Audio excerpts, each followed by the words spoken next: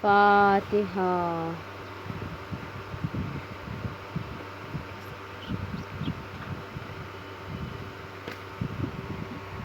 اعوذ باللہ من الشیطان الرجیم، بسم اللہ الرحمن الرحیم۔ الحمد للہ رب العالمین، والصلاة والسلام علی سیدنا و شفیعنا بالقاسم محمد، اللہم صلی علی محمد وآلہ الطیبین الطاہرین المعصومین، ولعنۃ اللہ علی اعدائہم اجمعین۔ اما بعد، فقد قال اللہ سبحانہ وتعالی فی کتاب المبین، وہو اصدق الصادقین۔ السلام علی یوم ولدت و یوم اموت و یوم ابعث حیا، صلوات اللہم صلی علی محمد وآلہ۔ خداوند عالم قرآن مجید میں جناب عیسیٰ کی گفتگو نقل فرما رہا ہے۔ جناب عیسیٰ ارشاد فرما رہے ہیں کہ میرے اوپر اللہ کا سلام ہے، جس دن میں پیدا ہوا، جس دن مجھے موت آئے گی اور جس دن میں پھر دوبارہ زندہ کیا جاؤں گا، یعنی روز قیامت۔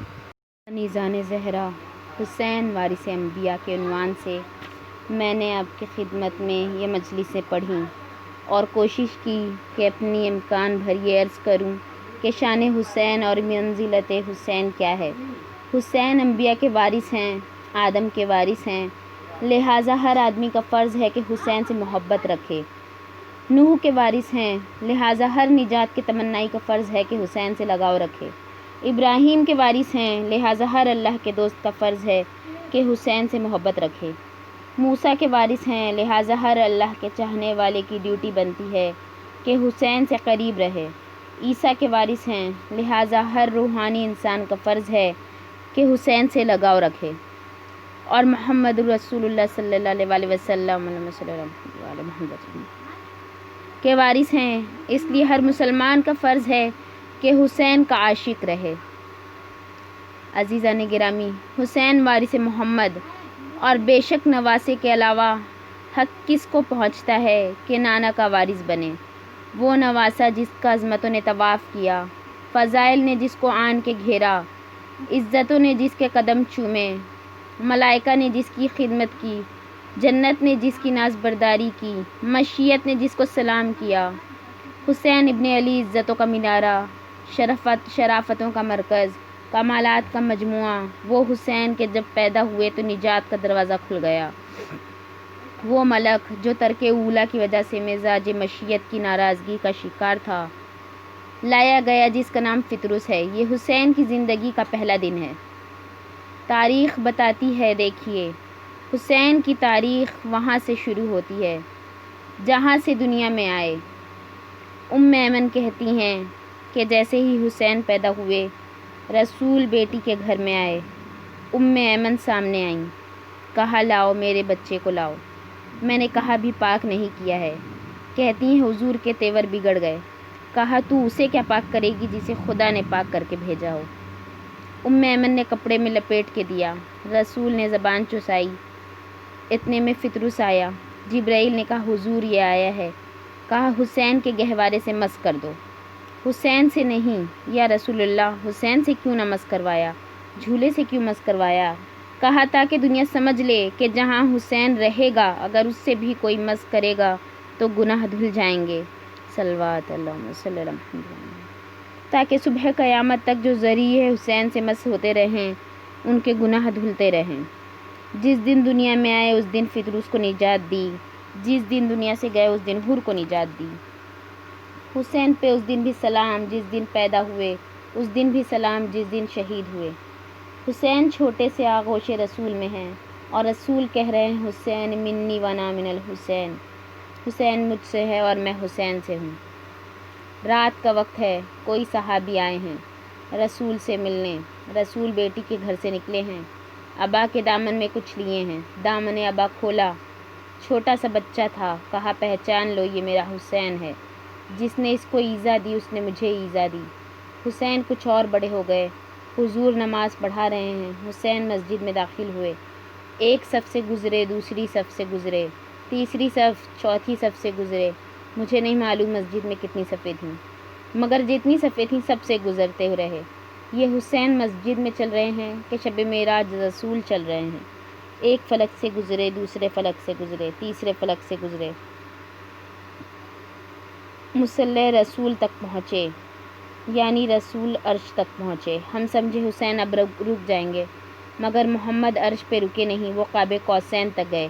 حسین نے قدم آگے بڑھایا پشت رسول پر، حضور سجدے میں ہیں، حسین پشت رسول پہ ہیں۔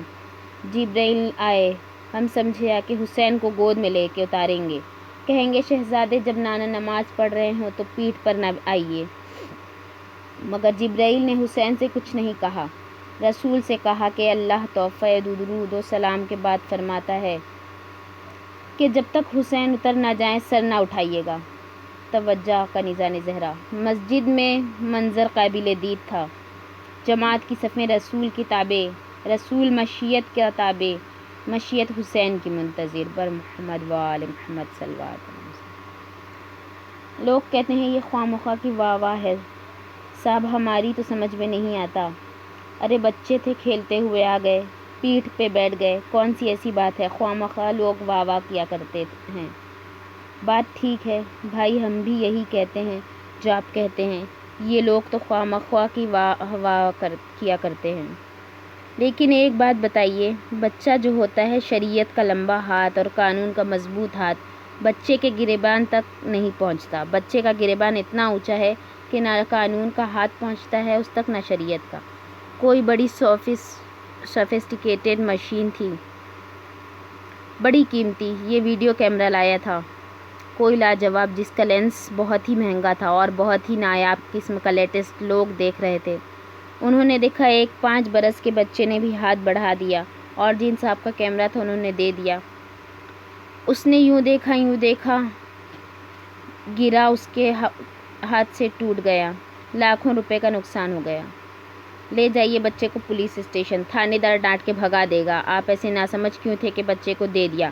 5 برس کے بچے پہ کوئی کیس نہیں بنتا، اس پر کوئی کیس نہیں بنتا، قانون کا ہاتھ بچے تک نہیں پہنچتا۔ راستے میں مولوی صاحب رہتے تھے، وہ کفر کے فتوے دینے میں ایکسپرٹ تھے۔ جب تھانے دار نے ڈانٹا اور پولیس میں سنوائی نہیں ہوئی تو مولوی صاحب کے یہاں لے گئے کہ کم از کم وہ اس کو جہنم کی بشارت ہی دے دیں کہ بھائی یہاں نہیں تو وہاں پٹے گا۔ انہوں نے کہا بھائی آپ کو بھی کیا ہو گیا ہے، کہیں بچے کو بھی فتویٰ دیا جاتا ہے؟ آپ نے ایسا قیمتی کیمرہ بچے کے ہاتھ میں دیا کیوں؟ معلوم ہوا بچے تک نہ شریعت کا ہاتھ پہنچتا ہے نہ قانون کا۔ کہتے ہیں حسین بچے تھے، تو حسین پہ تو کوئی الزام رہا نہیں، وہ تو بچے تھے، کھیلتے ہوئے آئے بیٹھ گئے۔ اب سوال یہ پیدا ہوتا ہے کہ معاملہ بڑوں تک جاتا ہے، وہ خدا کیسا تھا جس نے بچوں کے کھیل میں ملک کو بھیجا؟ وہ رسول کیسا تھا جو بچوں سے کھیلتا بھی رہا، نماز بھی پڑھتا رہا؟ وہ صحابہ کیسے تھے جو کھیل دیکھتے بھی رہے اور نماز بھی پڑھتے رہے؟ بر محمد و آل محمد صلی اللہ علیہ وسلم۔ حسین وارث رسول پشت رسول پہ کعبہ بن کے بیٹھ گئے کہ جب تک سر کعبے کی طرف نہ ہو نماز نہیں صحیح، جب تک دل میری طرف نہ ہو نماز نہیں صحیح۔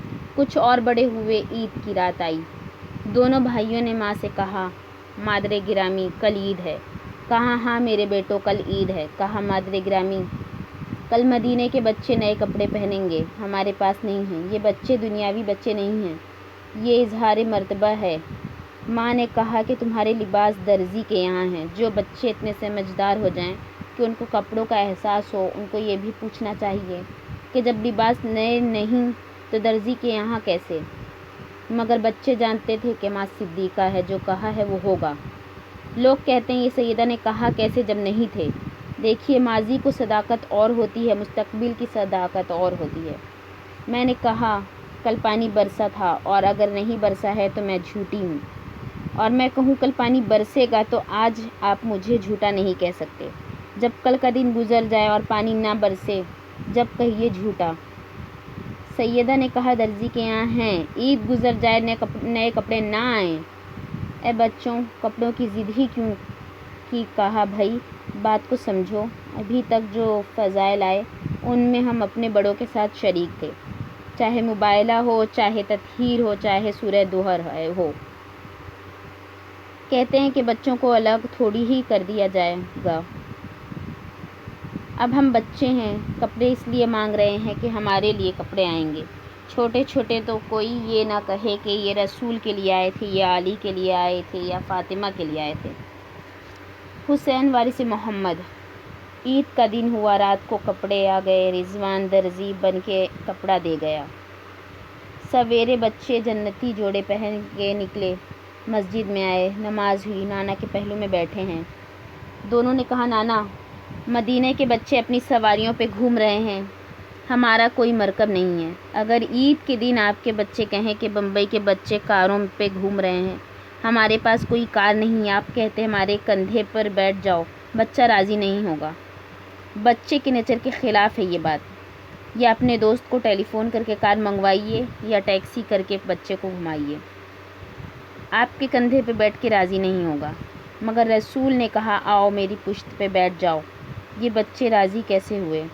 تو بچے جواب دیں گے ہم کو بچہ نہ سمجھو، ہم نے اشارہ کیا، نانا سمجھ گئے کہ دنیا کے بچے نئے کپڑے پہن کے اونٹ پہ بیٹھ کے عید منا رہے ہیں، ہمارے لیے کپڑے جنت سے آئے ہیں، تو سواری بھی تو ویسی ہی ہو۔ دونوں شہزادوں کو نانا نے پشت پہ بٹھایا۔ یہ ہے امامت، قرآن پہ قرآن، اور چلے مسجد میں۔ کسی نے آواز دی نعم المرکب، ہمیں تو اس آواز میں کوئی برائی نظر نہیں آئی۔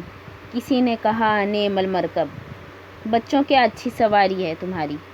نہ جانے کیوں رسول کو یہ جملہ برا لگا، اس لیے کہ اس میں رسول کی تعریف ہی نکلتی ہے اور تو کچھ نہیں۔ جب حضور بچوں کو پیٹھ پہ بٹھا کے چلے تو کسی نے کہا نعم المرکب، بچوں کیا اچھی سواری ہے تمہاری۔ ایک دفعہ اس کو گھور کے دیکھا، کہا یہ نہیں کہتا کہ کتنے اچھے سوار ہیں، اب سمجھ لیجئے بات کو ہمیشہ کے لیے، میں کوئی نئی بات نہیں پڑھ رہی ہوں۔ جو اکیلا ہوتا ہے بالکل لاوارث، اس کی تعریف کیے جائیے خوش ہوگا۔ جو بال بچوں والا ہے اس کے بچوں کی تعریف کیجیے زیادہ خوش ہوگا۔ رسول اکیلے نہیں ہیں، بر محمد وآل محمد صلوات علیہ وسلم۔ یہ حسین ہے وارث نبوت، فرزند رسول، ابنانا کی منزل میں مباہلہ پہ جانے والے۔ اب سنیے، گڑبڑیں بھی ہوتی ہیں، جال بھی بنتے ہیں، مکاریاں بھی ہوتی ہیں، ہم اس کو ناپسند بھی کرتے ہیں مگر سامنے نہیں آ جاتے ہر ایک کے کہ ایک دوا بڑی فائدہ مند تھی جس سے انسانوں کو بڑا فائدہ ہونا تھا۔ اخبار میں آیا، کچھ لوگوں نے اس کی نقل بنا لی، جس نے سنا انہوں نے کہا برا ہوا، مگر کورٹ میں کوئی نہیں گیا۔ لیکن جس فیملی کی ملکیت تھی وہ انہوں نے اس پارٹی کو چیلنج کیا، تم نے ہمارے مال کی نقل کیوں بنائی؟ حضور اسلام دنیا میں چھوڑ کے گئے، مسلمان سب تھے مگر وارث محمد کوئی نہیں تھا۔ دیکھیے، مسلمان ہونا اور ہے، دوا پینا اور ہے، کمپنی کا مالک ہونا اور ہے۔ آپ جس کمپنی کو دوا دیتے ہیں اس کمپنی کے مالک نہیں ہیں، آپ فائدہ ضرور اٹھاتے ہیں دوا سے، لیکن کورٹ میں اس کی طرف سے نہیں جاتے۔ لیکن جس کی ملکیت ہے وہ کورٹ میں جائے گا۔ حضور جب اسلام کی نقل بنانے والی یزیدیت بنی تو کسی نے چیلنج نہ کیا، لیکن چیلنج کیا تو حسین ابن علی نے۔ سنیے، اسلام پہ احسان ہے حسین ابن علی کا، تاکہ دنیا حقیقت اسلام کو پہچانے اور دنیا حقیقت اسلام کو جانے کہ حقیقت اسلام ہے کیا۔ کربلا کے میدان میں دو اسلام سامنے آئے، ایک اسلام وہ تھا جس کو یزید ریپریزنٹ کر رہا تھا، ایک اسلام وہ تھا جس کو حسین ریپریزنٹ کر رہے تھے۔ مسلمان یہ بھی تھے، مسلمان وہ بھی تھے، لا الہ الا اللہ یہ بھی کہتے تھے، لا الہ الا اللہ وہ بھی کہتے تھے، نماز یہ بھی واجب جانتے تھے، نماز کو وہ بھی واجب بتاتے تھے، نعرہ تکبیر یہ بھی بلند کرتے تھے، نعرہ تکبیر وہ بھی بلند کرتے تھے، مگر اسلام دو نہیں ہو سکتے، تھا ایک ہی، تو ایک اصلی تھا ایک نقلی تھا۔ اگر حسین کربلا میں ان کے سامنے اصلی اسلام نہ پیش کرتے تو دنیا والوں کو کیسے معلوم ہوتا کہ نقلی اسلام کیا ہے؟ کنیزان زہرا 1400 برس سے یہی مسئلہ ہے کہ اسلام ذہنوں میں الجھا ہوا ہے کہ کیا ہے؟ کیا اسلام ملوکیت اور سلطنت ہے یا اسلام روحانیت اور قیادت دینی ہے؟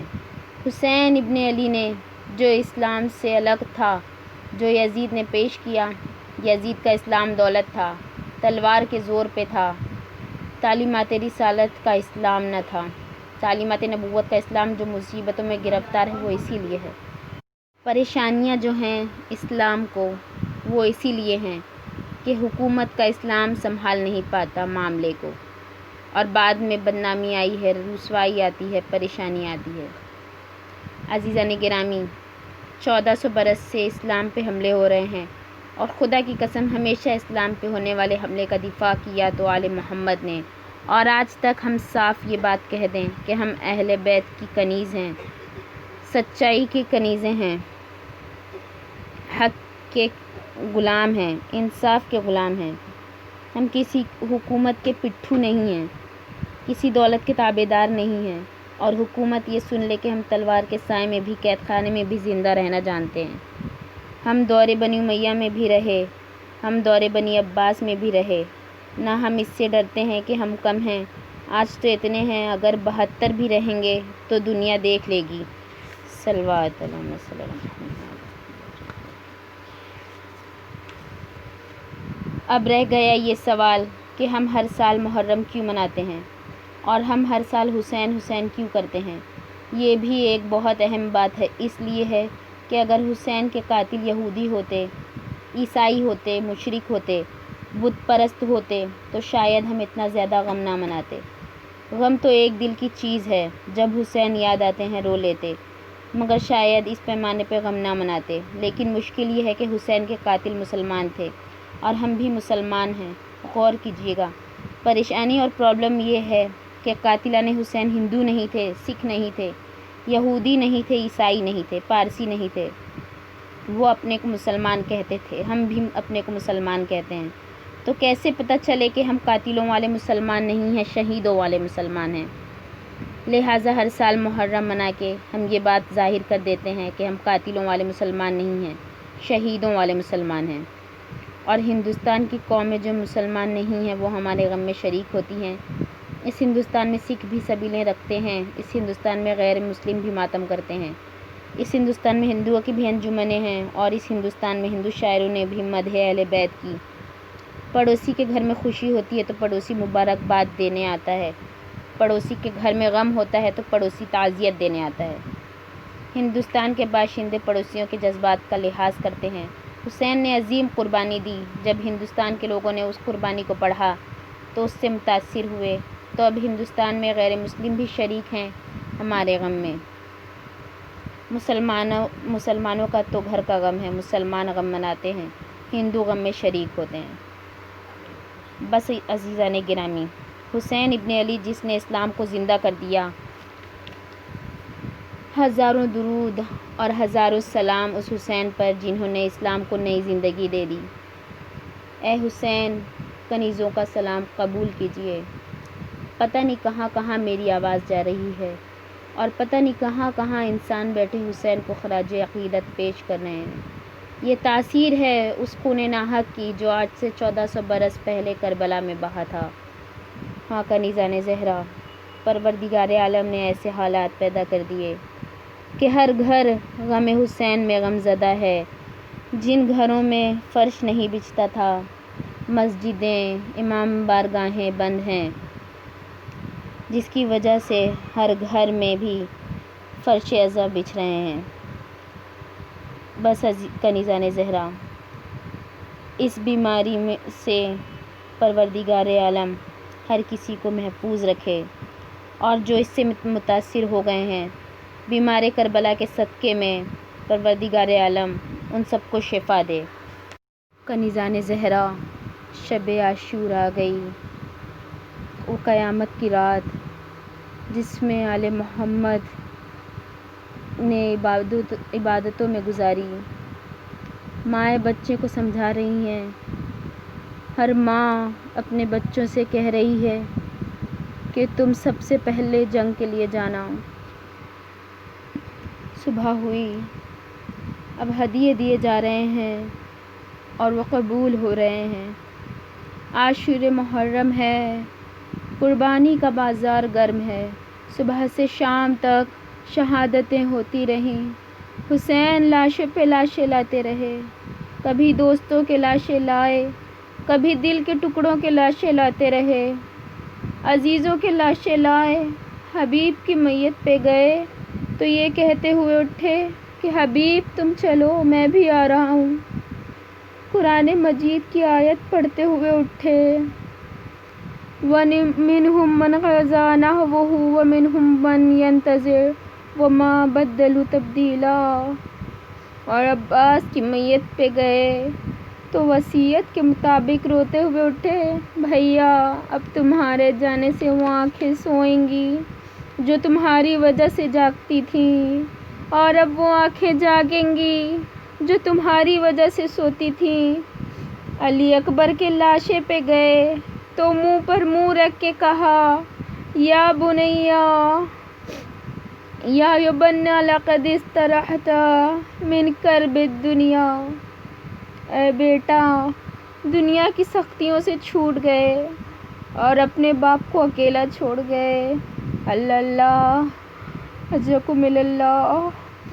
حسین کے ہدیے قبول ہو رہے تھے، حسین کے چہرے کا اطمینان بڑھ رہا تھا، اطمینان قلب میں اضافہ ہو رہا تھا۔ بس کنیزان زہرا مجلس تمام ہے، آج قیامت کی رات ہے، خوب روئیے۔ سب سے آخر میں سب سے ننھے لال کو لائے۔ جب علی اصغر کو لے کے چلے ہیں تو ابا کا دامن اڑا کے لوگ سمجھے قرآن لا رہے ہیں، مگر جب بلندی پہ پہنچے اور ابا کا دامن ہٹایا اور کہا کہ اگر میں خطا وار ہوں مگر یہ بچہ تو بے خطا ہے، اسے پانی پلا دو۔ انسانیت کانپ رہی تھی، شرافت کو پسینے آ رہے تھے، آدمیت کا دم رک رہا تھا۔ حسین کے ہاتھوں پہ ننھا علی اصغر سوکھے ہونٹوں پہ زبان پھیر رہا تھا۔ کیا کربلا کے لشکر میں کوئی صاحب اولاد نہ تھا؟ کیا کوئی صاحب دل نہ تھا؟ باپ ہاتھوں پہ بیٹے کو لیے کھڑا تھا، ماں در خیمہ پر انتظار میں دیکھ رہی تھی کہ کوئی میرے بچے کو پانی پلانے کے لیے آگے بڑھا کہ نہیں۔ ہاں کنیزان زہرا، امتحان رباب، پانی تو نہ آیا، ہرملہ کی کمان کڑکی علی اصغر کا نشانہ بنا۔ حسین نے خون چلو میں لے کے چہرے پہ ملا، علی اصغر کو کلیجے سے لگا لیا۔ ماں نے دیکھا، آواز دی، یا بنیا امثلک ینحر، کیا تیرے ایسے بچے بھی نحر کیے جاتے ہیں؟ ہاں کنیزان زہرا، ہمارے اماموں کا یہی رواج رہا کہ شہادت حسین کے بعد عزاداری میں اہتمام فرماتے تھے۔ حسین پر گریہ کے لیے بڑا انتظام رہتا تھا، ہم نے بھی بڑی بے چینی سے انتظار کیا تھا اس محرم کا، ہماری دعائیں قبول نہ ہو سکیں۔ کنیزان زہرا آنسوؤں کے ساتھ دعا کیجئے، استغفار کیجئے کہ اس محرم کا چہلم ہم ہمیشہ کی طرح منا سکیں، بیماری ختم ہو جائے، ہماری گناہیں معاف ہو جائیں۔